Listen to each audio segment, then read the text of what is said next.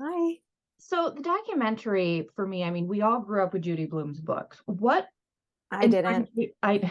you did or didn't? I did not. Oh, I okay. know. Um, You're like, how the hell did you make this film? Okay, go ahead. no, actually, I find it interesting because like for me, there were a lot of the books the documentary covered that I had never heard of. And I think it was because I was raised in a more conservative home with a lot of religious views. Um, what is the importance, do you think, bringing out this documentary now? Like, there's a lot of these issues, obviously, that are still universal. So why now?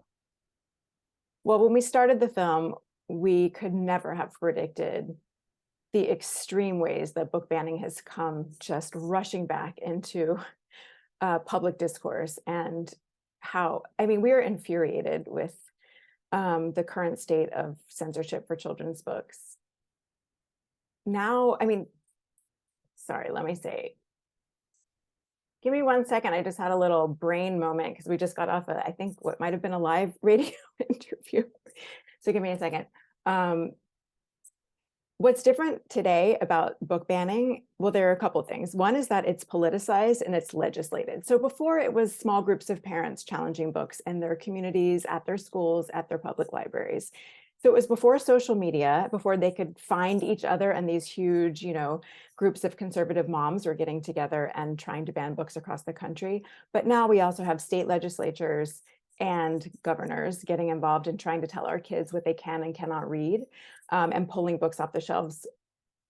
The Don't Say Gay law that has now been clarified, and the even worse way in Florida, the Don't Say Period bill that's been proposed in Florida.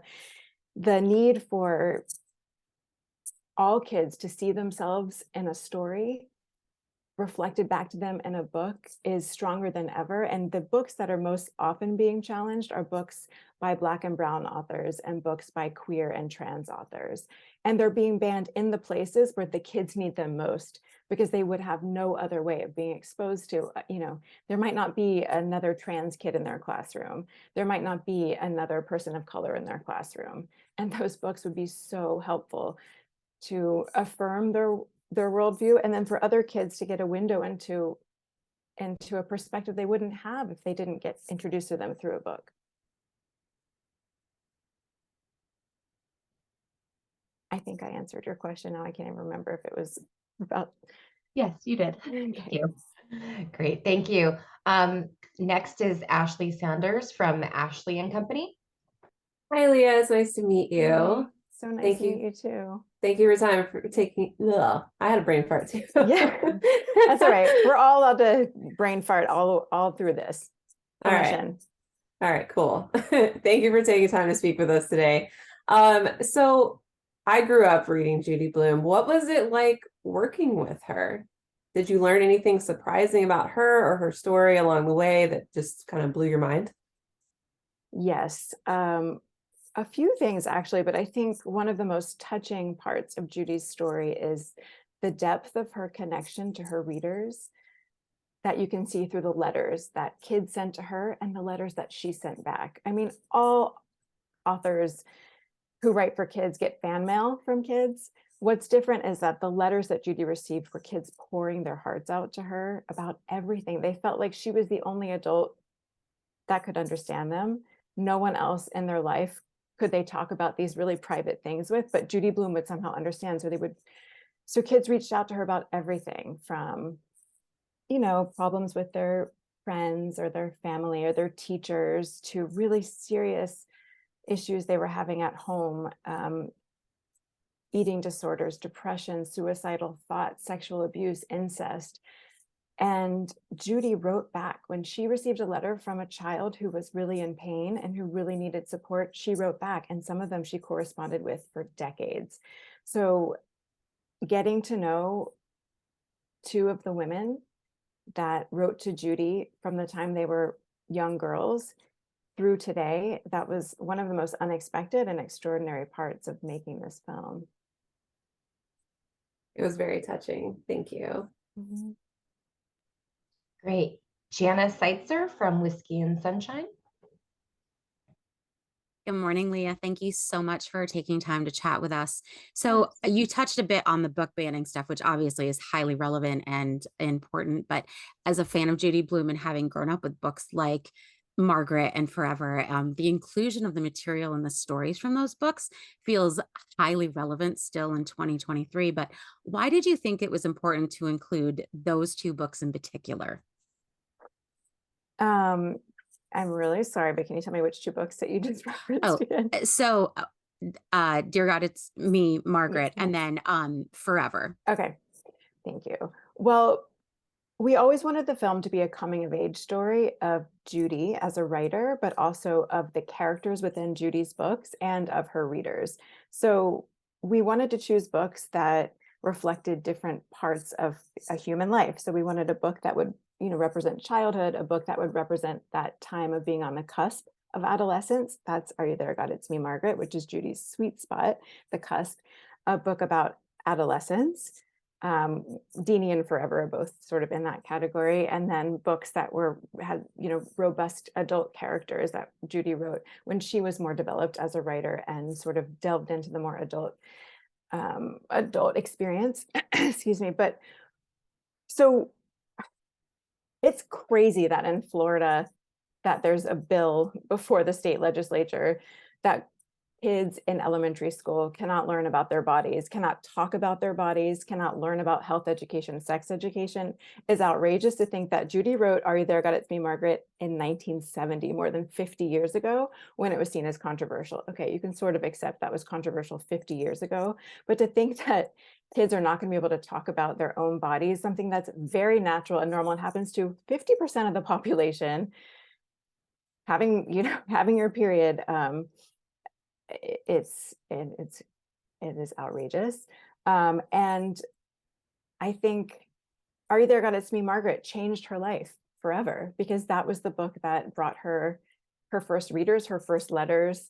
And I think she really accessed her truest self and found her voice through that book. Forever, in Forever, the main character, Catherine, goes to Planned Parenthood. That was groundbreaking in 1975 when the book came out. I mean, Roe was 1973, right? So it was just 2 years after the Supreme Court validated Roe v. Wade, validated the right to an abortion. And here we are, supposed to be celebrating the 50th anniversary of Roe v. Wade, and instead we are all devastated that women's bodily autonomy is being challenged in such a dramatic and I keep using the word outrageous because I am so outraged we are all on the filmmaking team so outraged. So to think that a book about two teenagers who decide to have safe, loving sex, they're 18 years old, and they are having a safe, loving relationship, exploring their bodies in that way, is controversial again. I mean, I grew up in Jacksonville, Florida, in Duval County, and the county right next to mine, St. Johns County, which is where Ron DeSantis is from. Forever was just banned again. So it was really important for us to include those books, not only as part of Judy's progression as a writer and as, this coming of age story of her characters, but also because those two books representing like a girl going through puberty and teenagers having responsible sex were really important to us. Thank you, Leah. Next, we've got Victor Aragon from Fandads. Hi, Leah. Thank you very much for your time today. I, like you, I didn't really grow up with Judy Blume. I read some of her books, but not all of them. So watching this was amazing for me, learning a lot. You kind of touched on this a little earlier, but in the documentary that you do talk to two fans that wrote letters to her, and then she wrote back. What was the process on, finding, I guess, the fans that wrote letters to her, and then finding them again, like, picking out, I guess, which ones to highlight, and then actually finding them in real life to be part of this documentary? So there are thousands of letters at the archives. Judy's archives are housed at the Beinecke Rare Book Library at Yale, and there are hundreds of boxes of letters. They're organized by theme, but some of them are organized actually by letter writer. We were because of COVID, we weren't able to actually get into the library once we started production in earnest. But we were able to get the letters in different ways from working with the archivist at the library and with a Yale student who was there. But those letters are under very strict protections. You cannot reach out to any of the kids who wrote Judy.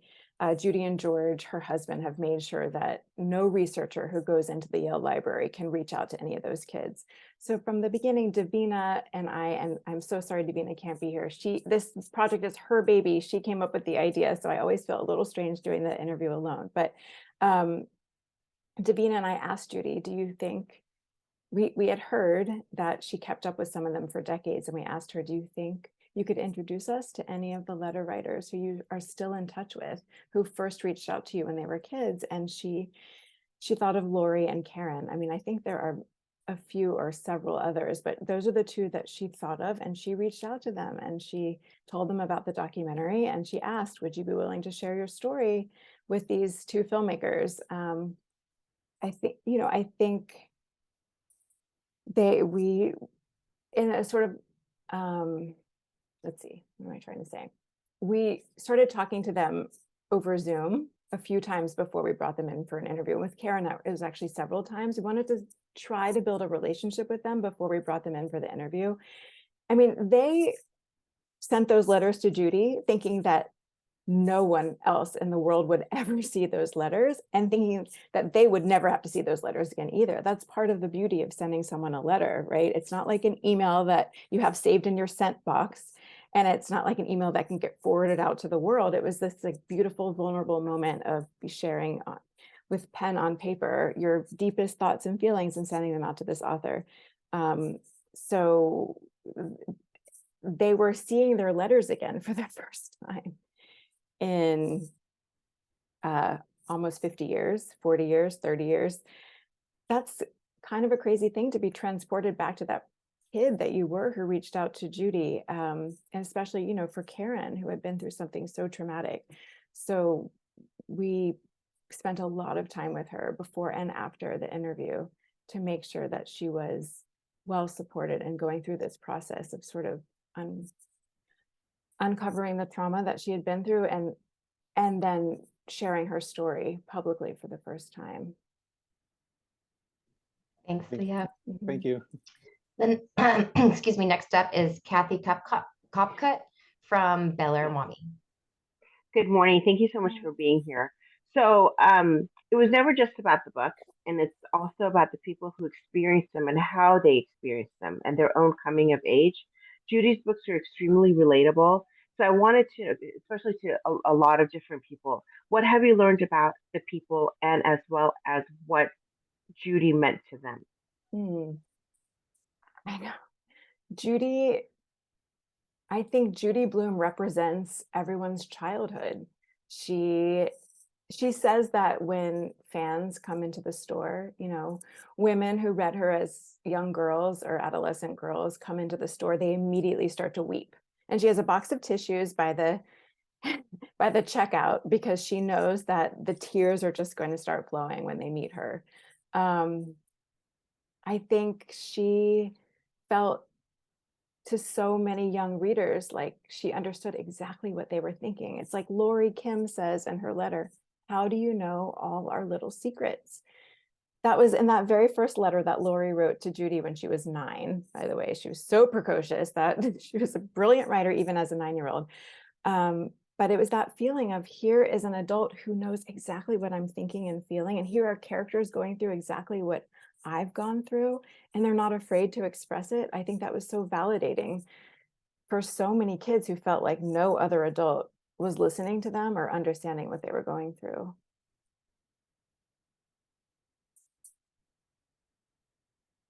Great, thank you. Christy, is it Reppy or is it Rep from Lights Camera Mom? It's Rep. Thank you. I just wanted to kind of build off of Victor's question a little bit, where you're talking about meeting with the young fans that had been writing Judy, but looking at you include some celebrities and some other authors. And so how did you kind of decide who you wanted to include in that realm as well? How did they kind of come to be involved with the project? From the beginning, we knew we always knew we wanted to talk to authors who were writing for young people today, whose books were being challenged.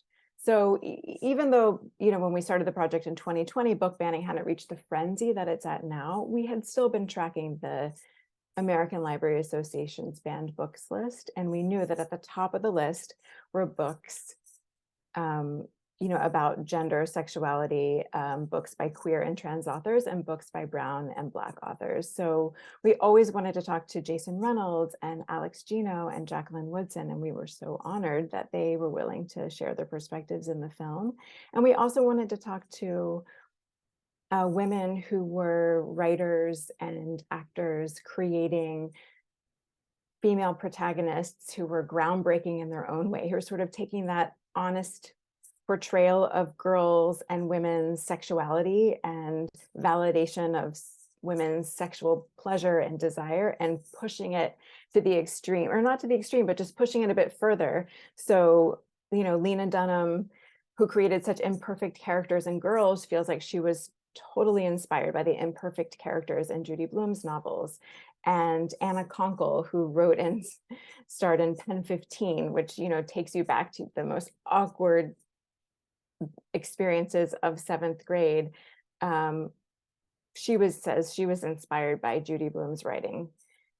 And then finally, we really wanted to make sure we included the voices of contemporary middle schoolers, because Davina and I are both parents, and we had kids who we were introducing Judy's books to, and we were seeing how well they were responding to these characters that were written 50, 40 years ago. We knew we had to include their perspectives in the film. So we found a 6th grade English teacher who started a Judy Blume curriculum at her public middle school in Long Island. She happens to be the mother of our co-producer, Emily Schumann. And through this teacher, we were able to meet some of those 6th graders who you meet at the end of the film, who are reading her books for class and responding so well, and also joking about how, what is that phone that they use? I don't understand that phone that you have to use your finger to dial. They were sort of reminding us that not everything in the books hold up, but the feelings hold up. Thanks, Leah. Thank you. Next, we have Nicole Mucci. Again, I apologize if I'm mispronouncing your last name. She's from the Multicultural Maven. And then our last question after Nicole will be Robin Davis from Mom the Magnificent. Hi, Leah. Hi. Thanks for being here. I was just curious about how long you and Davina spent on this project. Kind of, Judy's been around for a while now, and what came up with the idea of you guys doing the documentary on her, and then also how did you get her on board to, want to do this with you guys? I wish Davina were here to answer this question, because, like I said, this is her baby. She first came up with the idea in 2017 when she was on a long road trip and put the audiobook of Tales of a 4th Grade Nothing on to sort of entertain her kids, who were maybe 5 and 8 at the time. And it was the first time Davina had thought about Judy Blume as a person, and not just thought about the characters and how much she related to them. And I think she just started Googling her, like, whatever happened to Judy Blume? Who is she now? And realized there's never been a documentary made about this woman. How is that possible? She was such an important part of Davina's childhood. And she reached out to her maybe about a year and a half later. She crafted a beautiful Dear Judy letter. I think she sent it over email, but I mean, still, Davina and I, when we send Judy emails, we're like checking them back and forth. We're sending them back and forth to each other to make sure they're perfectly crafted. They're not ever perfectly crafted, but it's a scary thing to reach out to Judy Blume in writing. How do you write a writer? But she started this correspondence with Judy. I think it took about a year and a half before Judy said yes to her. And a big part of that was Davina realizing, as an independent filmmaker, because we were used to working as independent filmmakers, she wasn't going to be able to get Judy to say yes. She needed to do this in a bigger way. And so she brought in Imagine Entertainment, Sarah Bernstein, who is the president of Imagine Documentaries, we had worked with before at HBO. And once Imagine, that was started by Ron Howard and Brian Grazer, got involved, I think Judy Blume realized, okay, this is going to get made, and it's going to happen. It's not going to take 11 years for these, independent filmmaker to make this. And once, it wasn't until after Judy said yes and after Imagine said yes that Davina came to me and asked me if I wanted to direct the film with her. So I was hesitant at first because I was a little embarrassed that I wasn't a Judy Blume fan. Like, I live in New Jersey now, where everyone, because Judy Blume is the it girl from New Jersey, everyone read Judy Blume as a kid, but I grew up in the South and her books were seen as taboo and they were banned. And I was this good girl who didn't want to do the wrong thing. And I was really ashamed of my body and afraid of growing up and did not read Judy Blume books. I wish I had. So I was hesitant and said to Davina, like, I don't think I'm the right person to direct this with you, because there are thousands of fangirls out there who would be dying to make this film about their hero. But I think in the end, it was actually good to have a slightly more balanced perspective. I mean, I, of course, fell in love with Judy immediately, but I think it helped that I didn't have this like childhood attachment, this nostalgic attachment to her work. Thank you. Thank you. Great. And then, excuse me, Robin, you will be our last question for the day. Hi, Leah. So there's so much advice and encouragement that people get from Judy's books. I'd love to know, what's one piece of advice you wish you could give to your younger self? Well, I wish I could tell my 11-year-old flat-chested, very shy, insecure self not to listen to all those people who were telling you Judy's books were naughty and inappropriate. And I wish I could hand her Are You There, God, It's Me, Margaret, and tell her, just read the first page. Don't be afraid that it's a book about a girl who wants to get her period, because it's about so much more than that. But that was what I was told. It's about a book. It's about a girl who wants to get her period. And from the very first page, it is hilarious. It go, the first Are You There, God, It's Me, Margaret, is, I'm so scared. We're moving today. I'm so scared. Please don't let New Jersey be too horrible. It's that feeling of like, oh my God, I don't know what it's about to happen. This is completely out of my control because my parents are moving me. And then the next line is like, I caught my mom sniffing under her arms because she wanted to see how much she smelled because it was hot out. I'm like, oh, I could have related to, that humor. I could have related to that insecurity and that fear of what is change going to be like. But I didn't read it. So I wish I could hand that book to my 11-year-old self. I think it really would have changed. I would have grown up a lot, in a good way, a lot sooner. I would have felt a lot more comfortable about who I am and what my relationships were like a lot sooner.